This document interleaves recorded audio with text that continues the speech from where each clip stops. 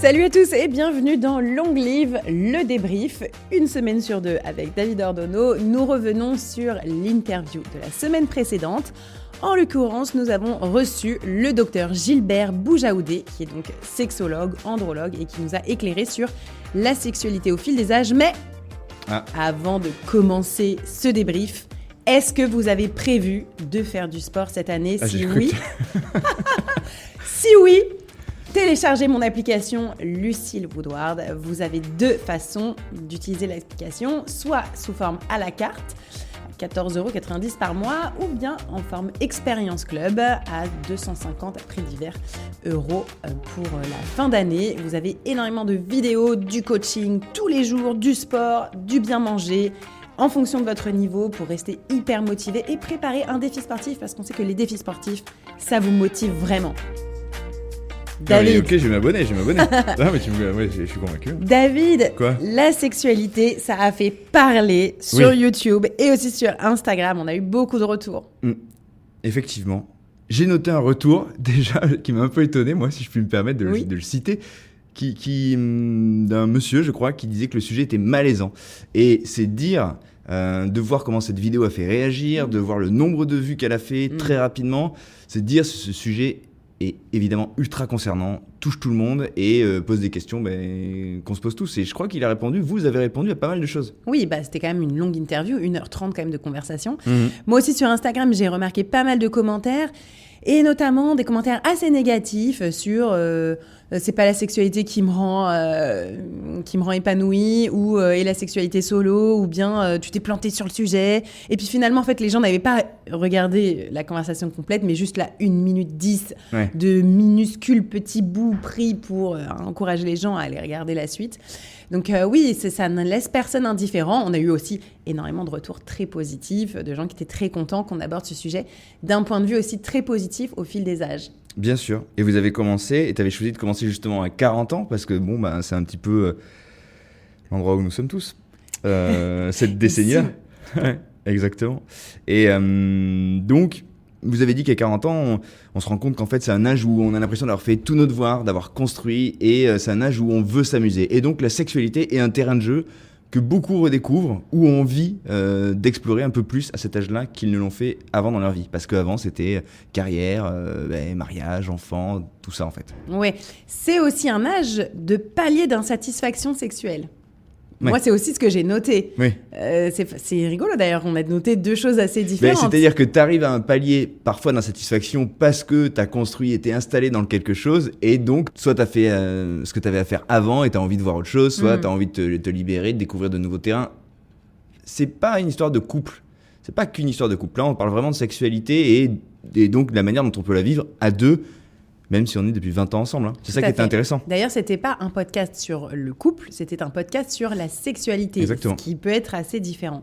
Exactement. Donc moi, j'avais quand même vraiment noté plutôt ce côté palier d'insatisfaction et que ça allait s'améliorer. Donc il y a un message d'espoir, quoi.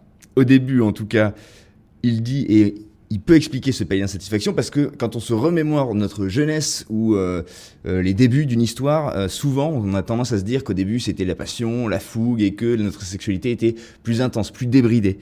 Et lui il remet un peu les pendules à l'heure, il dit au début on a souvent l'impression qu'on faisait l'amour tout le temps, mais en réalité d'un point de vue pragmatique, au début d'une relation on se voit moins.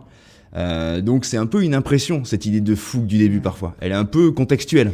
En réalité, le vrai problème des couples longue durée, il est exactement à ce cœur du sujet.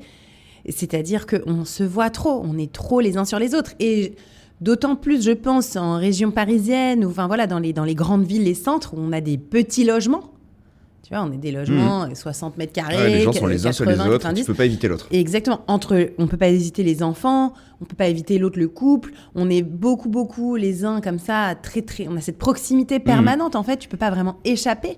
Et c'est vrai que pour ça, les vacances, souvent, comme tu es dans un endroit différent, chacun fait un peu son truc, tu as parfois un logement plus grand ou tu es en camping, donc ça redétend les rapports. Café. Ouais. Voilà, exactement. Finalement, on se voit moins à ces moments-là et tu es plus apaisé. Hein. C'est vrai que cette proximité, ce quotidien comme ça de full proximité n'est pas forcément génial pour la sexualité et aussi pour le couple. Et moi, je pense, après voilà, j'extrapole, mais je pense qu'on devrait revenir un peu à cette notion un peu de hameau qu'il y avait avant, par exemple dans la génération de ma grand-mère. Donc, ça, c'était il y a 100 ans. Cette espèce de hameau, finalement, il y avait 4-5 maisons, plus ou moins famille, amis, où les femmes étaient beaucoup ensemble, les hommes beaucoup ensemble, les enfants qui naviguaient d'une maison à l'autre, tout le monde s'occupait un peu de tous les gosses.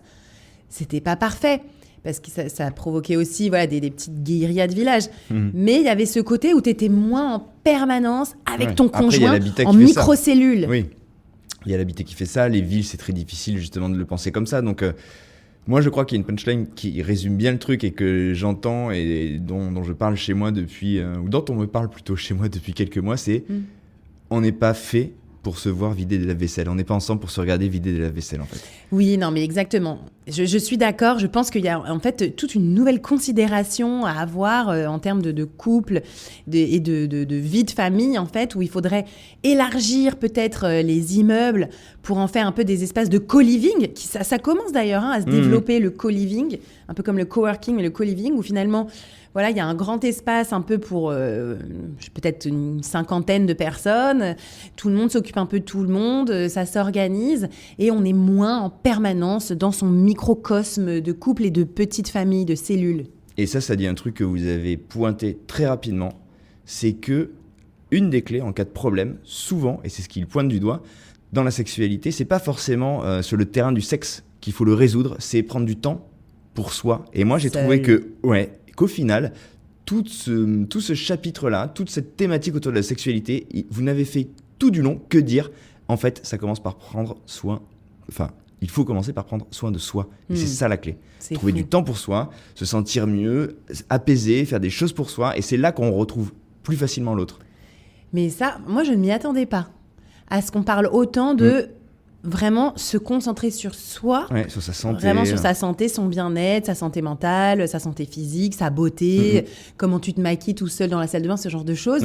Ces moments à soi 100% solo pour que ensuite ta sexualité puisse beaucoup mieux s'épanouir. Et il parle justement d'attente active, c'est-à-dire que quand on a une panne, en tout cas, ou un palier dans le couple en termes de sexualité, il faut attendre. Certes que ça revienne, il ne faut pas paniquer, mais il faut être actif, il faut être dans une démarche. Et donc, ça passe par la prise en main. Et il dit, prenez-vous en main, chacun en fait. Il faut se reprendre en main, il faut commencer par soi en fait. Et c'est intéressant parce que la sexualité, on le pense toujours sous forme d'union. Et lui, il dit, attendez, le premier truc à faire, c'est vous-même. C'est vous prendre en main vous-même. Ouais, c'était vraiment très intéressant comme passage.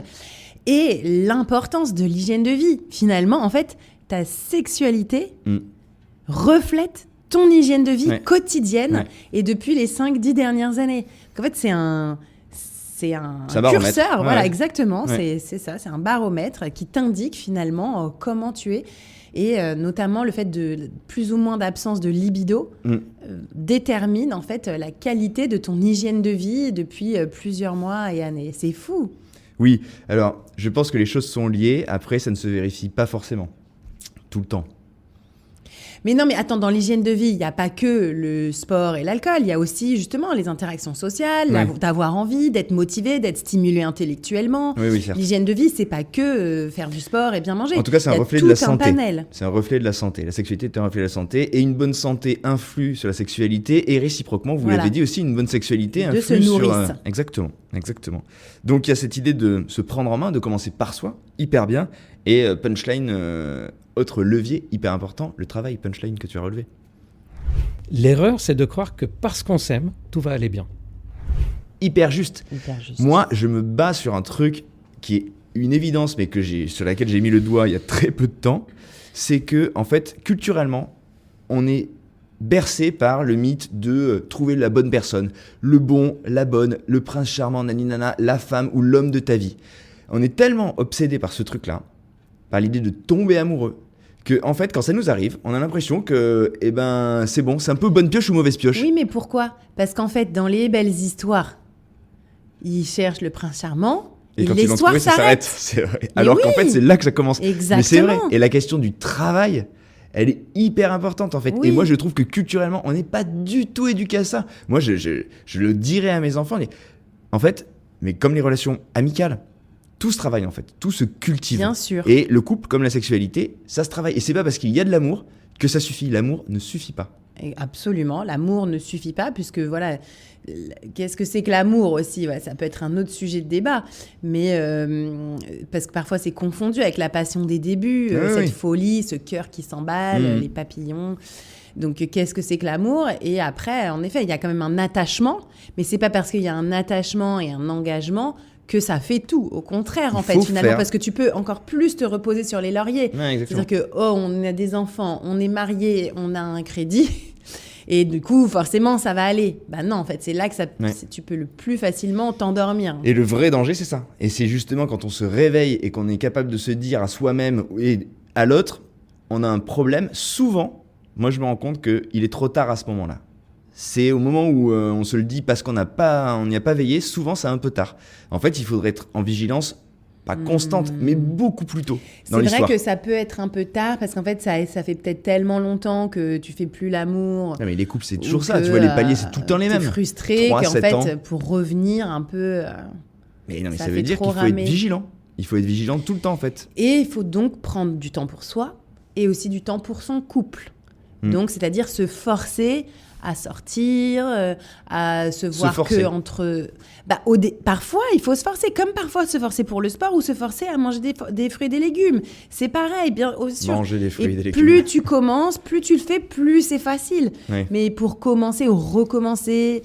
oui, parfois t'es crevé et t'as qu'une seule envie, c'est encore te vautrer dans ton canapé. Bah non, il faut s'obliger. Voilà, on va dîner avec son mari ou voilà, on a couché les enfants. Bah on s'oblige tous les deux à se voir vraiment 1 heure de qualité. Ça peut être prendre une petite tisane à 2, vraiment qualitatif, ou un petit câlin sur le canapé, pas juste se vautrer comme ça à regarder un binge Netflix, quoi. Ok, on se prend en main. Toi, tu parles de ça comme une forme de pas de routine, mais de travail et une forme d'hygiène de couple. Oui, pour le coup, il y a un ça, truc de la bonne santé du couple. Je pense. Et c'est vrai que voilà, ça demande de la considération. Comme parfois, tu te rends compte que ton enfant, là, il fait un peu n'importe quoi depuis 2-3 semaines. Tu te dis, ah bon, tiens, faut peut-être que je repasse un peu plus de temps avec lui, avec les devoirs à l'école. Peut-être que j'ai un peu négligé ces derniers temps. Et tu te dis c'est que un peu la même chose. Pareil. Exactement. Mais ça fait pas artificiel ? Pardon, je me fais l'avocat du diable, mais je partage ton point de vue, moi. Mais il y a peut-être des gens qui nous regardent et qui vont se dire, ouais, mais attends, je vais pas me retrouver, dire à mon mec, viens, on se fait une tisane de qualité. Bah si. Bah oui, si, bien sûr que ça peut paraître artificiel. Tiens, j'ai réservé une babysitter. Ah bon, t'avais pas envie du tout. Ton mec, il dit, il y a une babysitter qui arrive. Bon, bah ok, voilà, tu te forces, tu t'habilles bien, tu te fais un peu belle, hop, on y va, même si c'est le restaurant d'à côté. Et finalement, la sortie, elle dure 1h30 parce que t'es claque et que t'as besoin de rentrer parce que demain matin, tu te lèves tôt. Voilà, moi je pense que non, c'est pas artificiel. Peut-être que ça laisse, si t'as trop longtemps, laisser les choses à l'abandon, entre guillemets. D'où cette notion de travail, justement. Et ce qu'il dit, l'erreur, c'est de croire que parce qu'on s'aime, ça va aller bien. Bah ouais, ça suffit pas. Il faut bosser et créer peut-être des moments, des rendez-vous. Pas s'absenter, être vigilant, en fait. Voilà, c'est ça, créer un moment où tu regardes pas la télé, mais tu te fais un petit câlin sur le canapé, juste comme ça, en fait. Un petit hug qui dure longtemps sur le canapé sans forcément faire des folies, tu vois, mais un peu l'obliger. Tu peux même envoyer un message, genre, est-ce que ce soir, t'es un peu dispo? J'aimerais bien qu'on discute. Sur le canapé à côté. Alors lui, il parle d'un truc, et c'est ce que tu décris là. Il dit, il faut travailler la routine de non-routine. Se créer des rendez-vous, un peu en dissonance avec le quotidien. Je trouve ça pas mal, cette idée. En fait, il faut s'habituer à faire dérailler un peu le quotidien. Moi, je suis l'apôtre de ça. Le quotidien qui se répète me fout une angoisse totale. Mais c'est le quotidien qui tue la sexualité, le couple, et même pour tout finalement, parce que même c'est la même chose dans ton travail. Quand ton travail devient parfois trop ronronnant, un peu métro boulot dodo, sans trop d'excitation, tu fais toujours un peu le même job, c'est là aussi que tu as envie de voir ailleurs, dans d'autres jobs. Hein. Bien sûr. Donc il faut faire dérailler le truc. Et c'est pas simple. Et moi je pense qu'il y a plein de gens mais je peux me mettre dedans aussi, qui se disent mais comment on fait au bout d'un moment pour justement casser le rythme. Ouais, et puis créer un peu d'aspérité dans un quotidien en fait. C'est pas évident ça. Moi je pense qu'il y a plein de gens qui nous regardent et moi aussi je peux me mettre dedans. J'ai eu ces phases là où tu te dis waouh, flemme, pas pareil comme pour aller courir, flemme, par où prendre le truc, je sais pas trop comment l'amener, je sais pas trop comment le partager. Il y a ça aussi, il y a aussi comment le partager avec l'autre, c'est très compliqué. Il y a aussi cette phrase excellente d'Esther Perel que j'avais relevée il y a pas très longtemps dans une de ses interviews où elle dit il y a aussi un peu le sexe de maintien. un peu comme le sport, tu vois, enfin, t'as gym d'entretien. Ouais. Que tu te forces un peu tous les jeudis, tous les mercredis, tu fais ton renfo, c'est de l'entretien, quoi, c'est pas la fifolie. Bah, il y a un peu le sexe d'entretien ou Bon, ok, c'est pas la fifolie, petit resto mais allez. d'entretien, voilà, le côté un peu, bah, c'est ça, créer un peu une petite aspérité dans la routine. Et aussi, bah, parfois, se forcer, c'est pas du tout, je ne parle pas du tout de se forcer à avoir une sexualité quand t'as pas envie. Oui. Mais si tu t'en coupes trop pendant trop longtemps, c'est comme le sport ou le bien manger, c'est trop dur de remonter la pente ou c'est beaucoup plus difficile. Sujet difficile. Non, mais ce qui est marrant, c'est que ça en dit long sur comment on sacralise la sexualité et l'acte sexuel, en fait. Alors, ok, c'est un truc très important. Évidemment, il faut pas aller contre soi. Évidemment, il faut pas faire les choses... Absolument. Ça, ok. Néanmoins, ce que tu décris là, de se dire, eh ben en fait, on devrait peut-être en faire quelque chose parfois d'un peu routinier, et c'est pas grave si c'est pas dingue, machin truc. Oui. C'est aussi chouette que ça arrive, et bon, voilà, et cette routine, elle est peut-être intéressante aussi à vivre, et en tout cas, ne pas la perdre. Eh ben, ça en dit long, justement, je crois, sur Enfin, je trouve qu'on en fait tout un truc, alors qu'il faudrait peut-être un peu se détendre et l'aborder de manière un peu plus spontanée, évidente, quotidienne. Ouais. C'est un sujet pour beaucoup de gens, hein. C'est un nœud qui cristallise énormément de choses. Et en fait, on le prend pas assez à la cool, moi, je trouve. Je suis tout à fait d'accord. Dire, voilà, bah tiens, ça fait longtemps qu'on n'a pas fait l'amour, là. Bam. Ça te dit pas un petit quickie, là, vite fait. C'est pas forcément ouf. Ça a peut-être pas forcément très bien marché. Bah, c'est pas grave, en fait. Tu vois, bah, ça a pas bien marché, parce qu'il faut qu'on fasse un peu plus souvent. Là, on n'a plus l'habitude. Mais en rire. Pas forcément. Ça crée de la complicité. Un grand truc. Hyper important. Ça crée de la complicité, ça crée une zone de dialogue et ça crée en fait un temps partagé en fait. De la même manière que tu parles de ta tisane en fait, c'est des temps qu'on investit à deux en fait. Et je trouve que moi la sexualité on l'emploie pas assez dans ce sens-là. Je trouve que on en fait tout un truc, on en fait un rendez-vous avec soi-même. Ça dure 2 heures, un truc de fou, comme disait très bien le docteur Boujaoudé, le côté performance, un truc incroyable. Non, ça peut être juste, tu vois. Mais se retrouver juste. Il faut se détendre avec ce sujet-là, en fait. Hein. Je pense que c'est ça, exactement. Il faut se détendre avec ce sujet, mais comme il faut se détendre avec beaucoup d'autres sujets, il faut vraiment considérer comme les relations sexuelles comme quelque chose de totalement normal et d'en parler sans que ce soit un sujet un peu tabou dans le couple. Et puis finalement, t'en parles qu'au bout de 10 ans à ta meilleure copine qui a le même problème. Non. Et il y a un mot, justement, qui est important là-dessus et sur lequel vous avez appuyé, que vous avez souligné, c'est qu'une vie sexuelle régulière, c'est bon pour la santé, mais une sexualité régulière épanouie. Et cette notion d'épanouissement, elle est hyper importante. Et vous avez dit, et il le dit, et c'est prouvé par des études, qu'une vie sexuelle régulière épanouie augmente la longévité. Il y a un truc physiologique dans cette histoire, en plus de ça. Donc c'est hyper important. Oui, mais parce qu'en fait, une sexualité régulière épanouie, ça te montre aussi que tu as une bonne hygiène de vie derrière pour que tu puisses avoir cette sexualité régulière épanouie. Donc en fait, encore une fois, c'est l'un qui nourrit l'autre, quoi. Où commence l'un, où commence l'autre. La poule, l'œuf, on ne sait pas trop. Mais en effet, c'est quand même un sujet important qui doit être un peu désacralisé. Je suis tout à fait d'accord. Et d'ailleurs, il dit souplesse, gainage, équilibre. Ce sont des trucs hyper importants. Non mais attends, j'ai enfin trouvé l'expert qui me dit qu'il faut faire des étirements. Des pilates, exactement. Mais le voilà. Pour la sexualité, pour des étirements, enfin. Pour entretenir sa vie sexuelle. Donc en gros, la muscu pour la super santé en général, le cardio pour la longévité anti-maladie et les étirements pour une vie le sexuelle sexe. épanouie. Non, mais c'est drôle. Voilà la solution. Merci de l'avoir mentionné. Ouais. Ça m'a fait tellement plaisir ce moment. D'ailleurs, quand j'ai réécouté hier le podcast, je me suis dit, mais oui. Ah oui, enfin, on nous le dit. Et il nous a appris plein de choses, notamment, et des informations. Évidemment, il est question de partenaires quand on parle de sexualité, parce qu'on a parlé de sexualité partagée, on n'a pas parlé de sexualité solo. Ça pourrait être un autre sujet. Ouais, on n'en a pas parlé, mais là, podcast. du coup, on a parlé c'est d'une sexualité partagée. Donc, avec un partenaire, il a précisé que les femmes sont devenues aussi infidèles que les hommes. Il y a plein de trucs comme ça. Il a dit aussi que 60% des gens en couple se disent pas épanouis sexuellement. Enfin, c'est dingo quand même. Moi, ça ne m'étonne pas, j'en entends beaucoup parler, c'est un énorme sujet, c'est sûr, et je pense peut-être que c'est aussi lié à notre génération, dans les années 80, 90, 70, on a été beaucoup bercés par les dangers du sexe, le sexe à cause de le sida, la contraception, voilà, les maladies sexuellement transmissibles. Peut-être que voilà, on a fait de la sexualité un sujet un peu tabou et que c'est plus difficile pour nos générations de l'aborder. En couple, peut-être. Mais en tout cas, il y a un sujet, quoi. 60% des gens en couple qui ne se disent pas épanouis sexuellement, c'est compliqué, quoi. Et du coup, vous avez tiré le fil des problèmes qui peuvent mener à une sexualité qui ne serait pas épanouissante. Et lui, c'est sans appel, il dit on n'a pas de problème sexuel sans raison. L'érection, l'orgasme, tout ça, là, tout mélangé, là.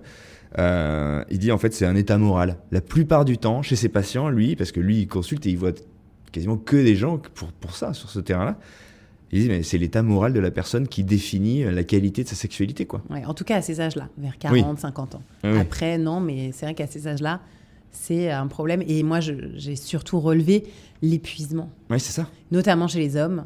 Alors, il y a aussi l'épuisement des femmes, hein, mais j'ai vraiment noté ça, c'est ce côté, mais vraiment, en fait, on n'en peut plus, quoi. Oui. Et je pense que nous, en région parisienne, on est très bien placés pour le savoir. Dans les villes, de manière générale, dans les villes, certainement de manière générale.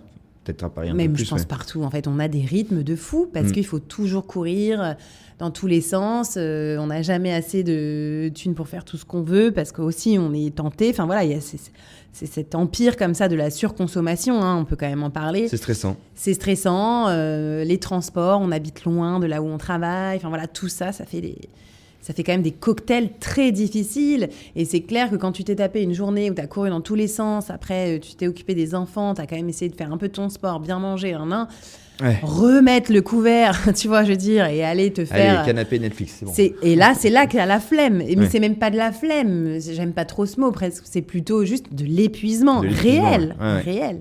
Il faut quand même en parler. Je pense on est quand même des générations où on a des rythmes et des intensités de vie de fou. Ouais. Faites des pauses, faites l'amour. C'est ça le truc.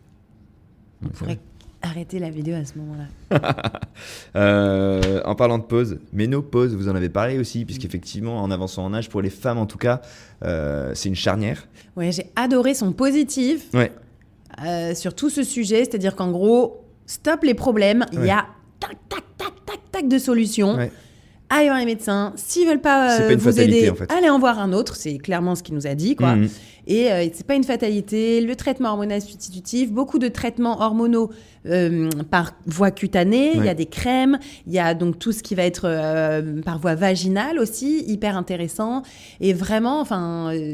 toute cette idée d'entretien, en fait, de son confort, voilà, ce confort de la pénétration, confort de toute la zone, en fait, pour les femmes, qui doit être maintenu par différentes façons. Et ça, c'était presque un non-sujet pour lui. Et je trouve que c'est vraiment intéressant d'en parler. Mais il a reprécisé des choses aussi pour bien la vivre, et notamment sur sa sexualité. Très important, en fait, au moment de la ménopause par rapport à la sexualité. Pour les femmes, ce qui est important, c'est d'avoir eu une vie sexuelle épanouie avant. Premier truc à considérer, en fait. Oui, donc en fait, c'est fou parce qu'en fait, ce sujet de la ménopause, il est très clivant, enfin pas clivant, mais il est fondamental. Mais malheureusement ou heureusement, finalement, tous les soucis autour de la ménopause reflètent tes 10 dernières années d'hygiène de vie. C'est ça. Que ce soit, mais encore une fois, l'hygiène de vie, bien sûr, tu as le sport, le bien manger, mais tu as aussi tes relations sociales, ta stimulation intellectuelle, stimulation sexuelle, voilà. Et en fait, toute ta vie, la qualité de vie. Ouais, c'est ça. Des 10 ans avant. Avoir une vie sexuelle épanouie. Avant, un bon état de santé générale. Avant, vérifier sa prise de poids. Avant, en fait, on a l'impression que la ménopause, elle cristallise à un moment, voilà, un passif. Et elle grossit les traits, en fait. Dit. C'est un peu ça. Exactement. Enfin, moi, c'est ce que j'ai retenu, en fait. Ça fait en fait un effet de loupe sur tes 10 dernières années d'hygiène de vie. Exactement. Vertigineux. Ou pas. Alors, pour si tu y es et que ça se passe moyennement, oui, mais quoi qu'il a quand même beaucoup parlé de plein de traitements qui peuvent apaiser énormément de symptômes. Et c'est quand même plutôt quand tu vas y arriver, tu te dis que voilà, tu as 10 ans pour super bien préparer cette transition. Ouais, mais il ne faut pas plaisanter parce qu'effectivement, ça cristallise beaucoup de choses en fait. Et c'est ce qu'il nous a raconté, quoi. D'autres thèmes que vous avez abordés, et justement, tu parles de cette décennie-là, la décennie donc des 40 ans en général, la nôtre. La nôtre. Il a cette punchline qui est évidente. Avant 40, le corps suit. Après 40, c'est nous qui devons suivre le corps et nous adapter un petit peu, non pas à son déclin, mais au fait que, voilà, on monte les escaliers moins vite, comme il dit. Tout à fait. Donc c'est voilà, et c'est à partir de ce moment-là qu'il faut s'en occuper, et notamment pour préparer justement les décennies qui suivent. Exactement. À tous les niveaux. Ouais, je suis d'accord, c'est intéressant, et du coup, voilà, normaliser aussi le fait que on tienne moins bien l'alcool, ou en tout cas, on supporte moins bien les effets de l'alcool le lendemain à nos âges, que oui, on se blesse plus, par exemple, sur certains sports avec fort impact, qu'il faut modifier parfois ton rapport à l'activité physique, on supporte moins bien de faire une nuit blanche, enfin, voilà, tous ces trucs-là que tu pouvais encaisser jusque vers 25-35 ans, là, vers la quarantaine, clairement, tu dois t'écouter, quoi. Et ce que ça dit vis-à-vis de la sexualité, pour préparer la suite, c'est que c'est à ce moment-là qu'il faut aussi, je pense, du coup, mettre un petit coup d'accélérateur, en fait. Je pense que moi, c'est une décennie où on doit être dans une forme de bilan vis-à-vis de soi, et aussi dans son couple, quand on est en couple et quand on a une sexualité avec un partenaire qui partage notre vie. Je pense qu'il y a un état des lieux à faire à cette décennie-là, en fait. Où je vais, qu'est-ce que je veux, qu'est-ce qui marche pas. Encore une fois, en désacralisant, en plaisantant parfois, ou en faisant, en créant de la complicité sur ce sujet-là, en fait. En ouvrant le débat et en ouvrant aussi le champ des possibles. Parce que finalement, moi, je pense qu'il n'y a pas une seule façon de s'aimer. Moi, j'ai énormément aimé la partie où on aborde la partie un peu plus couple. Est-ce qu'on est fait pour être en couple longue durée, 60 ans de mariage ? Pas forcément, en fait. Et donc, son propos, c'est sur... En fait, on est monogame par phase. 4 ans, 10 ans. C'est plutôt ça, finalement, l'épanouissement de l'être humain. Ouais, lui, il croit pas à l'être humain fait pour... Beaucoup de gens n'y croient pas. Et je veux dire, c'est pas des gens. Donc lui, c'est quand même un expert. Et le professeur Cyrulnik, lui aussi, il a quand même plusieurs fois bien expliqué que le couple très longue durée n'est pas forcément... On n'est pas fait pour vivre avec un partenaire toute sa vie. Non, mais après, on peut faire une aparté, parce que c'est un débrief. Non, mais j'aime beaucoup ce sujet. Bon, faudrait qu'on prenne un expert couple, pas que sexualité. Mais ce sujet du couple très longue durée, pourquoi est-ce que le mariage a été créé à la base ? C'était pour protéger les femmes, justement pour leur permettre que si que leur conjoint à l'époque, au Moyen-Âge, soit fidèle, donne de l'argent pour pouvoir nourrir les enfants alors qu'ils étaient partis à la guerre. C'était un contrat. C'était un contrat, c'était un mariage, c'était pour protéger les femmes parce que souvent les hommes mouraient tôt, soit au combat, de maladies. Et du coup, les enfants étaient protégés aussi, la femme, les enfants, avec l'argent du défunt. Donc tu es en train de dire que le mariage n'a mais c'était plus fait de sens aussi. Aujourd'hui. Exactement. Parce que si tu veux... Et t'es marié, toi, non ? Oui. Ça a été fait... Oui. Oui. Aussi, l'espérance de vie était de 45 ans. À l'époque, quand le mariage a été décidé. Moi, je me suis mariée parce que j'y crois et que j'étais follement à fond dans ce projet. Attends, tu viens de nous dire si c'était à refaire, Ah. Je ne sais pas si je le referais, tu vois. Je sais pas, parce que ça fait 15-16 ans que je suis mariée, il se passe plein de choses dans la vie de couple, et je pense que le mariage très longue durée... Et vous êtes mariés tout de suite ? Pardon. Non, on s'est mariés 2 ans après s'être rencontrés. D'accord, ça fait presque 20 ans que vous êtes ensemble. Oui, ça fait 18 ans 19 ans bientôt. Ouais. Donc, voilà, en gros, le mariage, ça a été fait plutôt vers le Moyen-Âge. Bon, je ne suis pas très forte en histoire, mais en gros, pour protéger la femme, clairement, des infidélités et des décès, voilà. Pour protéger les patrimoines aussi financiers. Ouais. Et quand l'espérance de vie des êtres humains était autour de 40, 50 ans max. Ouais. Okay, donc tu te mariais, au pire, tu restais 20 ans ensemble. Après, tu mourais. Tu prenais une Et oui, mais il faut quand même aussi dire. Maintenant, on se marie 25 ans, 30 ans, et on vit jusqu'à 100 ans. Donc on est ensemble 70 ans. Ouais. C'est pas du tout la même chose, 20 ans que 70. Ouais, c'est pas le même contrat. C'est pas du tout le même contrat. Et en plus, les situations de vie sont totalement différentes. C'est-à-dire que la femme, elle reste pas là dans son petit hameau à s'occuper des enfants et des chèvres. Aujourd'hui, tu travailles, tu voyages, tu rencontres plein de gens, tu te transformes, tu te reformes. Enfin voilà. Et le mari, c'est pareil. Les hommes aussi ont des multiples vies. Non mais attends, moi quand je t'entends dire ça, je me dis qu'en fait, on est en train... Le couple longue durée, il est pas fait pour les multiples vies comme ça qu'on a aujourd'hui dans nos vies.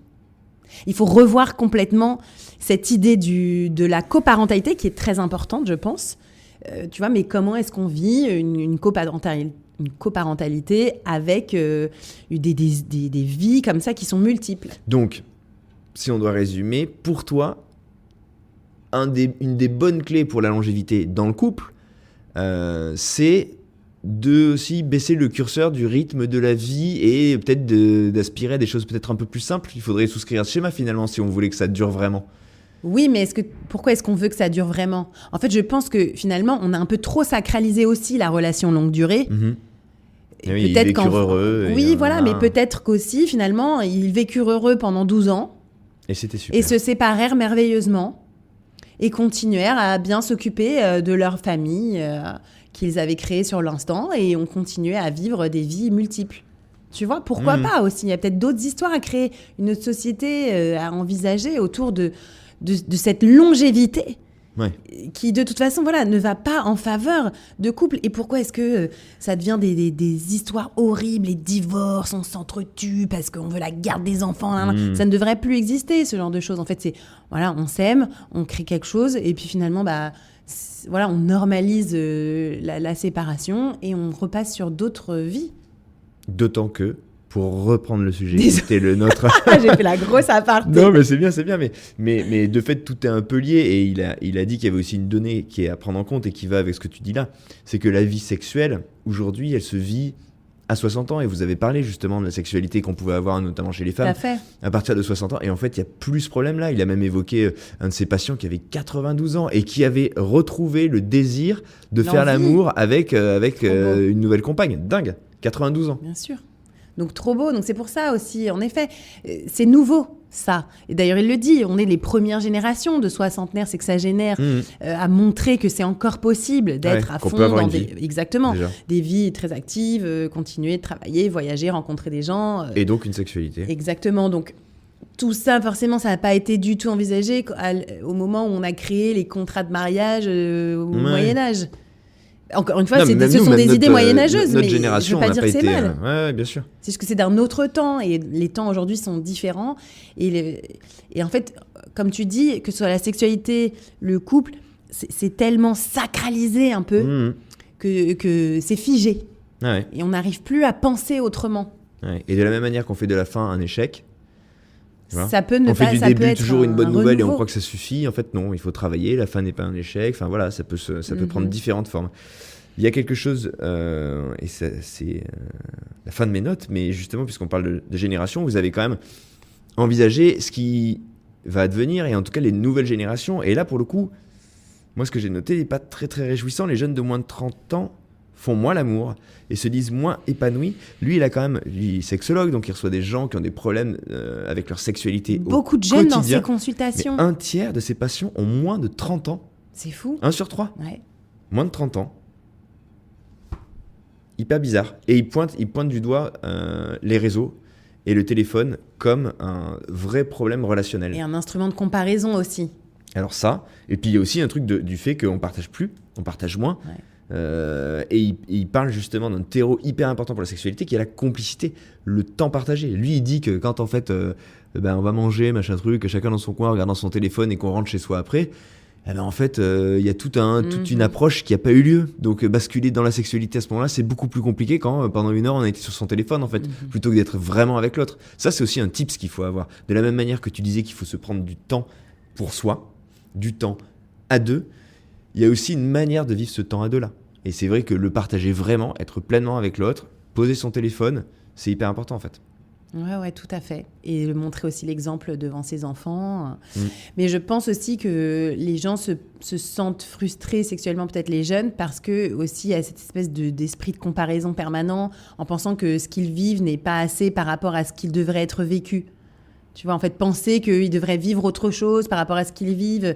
C'est sûr que si tu as été un peu abreuvé du porno en voyant des nanas jouir dans tous les sens, en hurlant à la mort, toi, tu fais l'amour avec une petite nana, ça se passe bien, mais bon, voilà, finalement, c'est assez calme comparé à ce que tu as pu voir ou ce que tu peux... Il dit justement qu'il y a un problème avec ça parce que ça peut casser la libido et il dit en plus le problème du porno, c'est que tu zappes.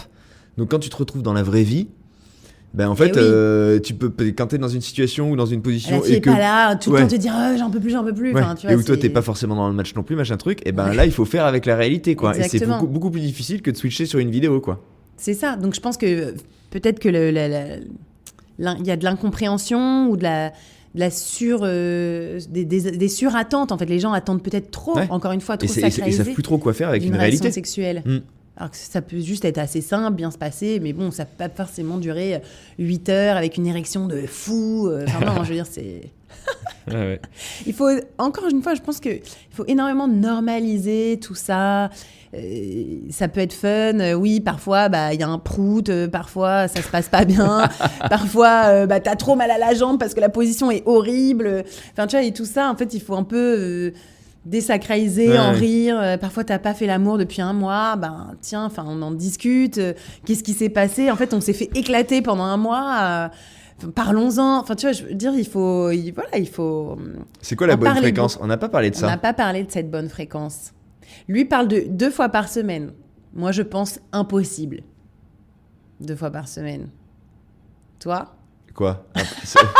T'as haussé les yeux. Non, mais quoi ? Impossible, ça veut dire quoi ? Non, mais je veux dire, dans un couple très longue durée, À partir de quand à ça ? intensité de vie intense, 2 fois par semaine, C'est quoi sur le long c'est terme, quoi, ça me paraît impossible, injouable et en tout cas pas inscrit dans la réalité que moi je connais pour moi et clairement pour beaucoup de mes amis. Ok. Moi, c'est mon goal. C'est ma fréquence. Descendre de ça devient compliqué. Mm-hmm. Si je descends de cette fréquence-là, je suis pas bien, quoi. Ok. Voilà, après, c'est vrai qu'on n'a pas parlé de ce sujet, de la fréquence. Ce serait une bonne question pour réinviter Ouais, exactement. notre ami Gilbert. Donc, pour conclure aussi, un dernier tips. Pour entretenir sa libido, éliminer les meubles en bois. T'as vu ce truc ? Ouais. Les meubles en bois nuisent à la libido à cause des petites des composantes C'est qui peuvent les avoir. retardateurs de flamme, je Ouais, crois, il y a un truc. pour empêcher que ça s'enflamme. Oui, voilà, des produits machin, qui ont été testés chez les rats et donc apparemment les meubles en bois, comme c'est établi. Mais il n'y a pas que ça, il y a plein d'autres choses, et Oui. notamment tous les parfums. Ouais. Que ce soit les déos parfumés, les parfums qu'on se met, les bougies parfumées. Ouais. Cata les bougies parfumées. Beaucoup de perturbateurs endocriniens qui jouent donc sur le système hormonal. Et après, il y a aussi sur le système nerveux. Donc ouais, encore une fois, il y a beaucoup de choses à revoir, mais c'était intéressant finalement de voir que la sexualité touche à tout ça, Non, mais à c'est- l'hygiène voilà. de vie alimentaire, de Ouais, ce c'est qu'on ce que j'allais te respire, dire. C'est un du carrefour. sport, exactement. C'est un carrefour. Tu parles de tout en fait. C'est un révélateur. Exactement. Et quand vous avez parlé de sexualité, finalement, il a été très peu question de sexe. À part, c'est-à-dire, on n'a pas vraiment parlé du sexe à part entière. quoi. Non, Ouais. de l'acte sexuel. Il n'a pas été question d'acte sexuel. Il était question de santé, de bien-être, d'hygiène de vie, d'épanouissement, de rapport à soi, de rapport à l'autre, de temps qu'on s'offre, de temps qu'on vit. De solitude. Ouais. Hyper intéressant. Mais moi, j'ai adoré parler de ce sujet qui m'a vraiment passionnée. Donc, encore une fois, il faut qu'on trouve un expert couple. Si vous avez des experts couples à nous proposer, écrivez-nous en commentaire des noms de auteurs, peut-être de livres. On veut des experts, ou des gens qui youtubeurs. savent, des gens, Voilà. des gens qui vont nous dire. Soit comment sur faire. YouTube, soit des auteurs de livres qui vous ont vraiment intéressé sur le sujet, ou un thérapeute de couple que vous avez vraiment beaucoup aimé et qui mériterait qui intervienne sur ce podcast. Ouais, on a envie. Un sujet à creuser. Ouais, forcément. Très beau. Mmh. Merci beaucoup. Merci à vous d'être toujours aussi fidèles à ce Long Live, le podcast de la longévité dont je suis très fière et dont nous allons fêter les 2 ans. Ouais, 2 ans de podcast, Avec- qui l'eût cru. c'est vrai. 30 épisodes en tout, avec des débriefs, 60. Magnifique, et on va continuer grâce à vous et grâce à votre fidélité. Merci.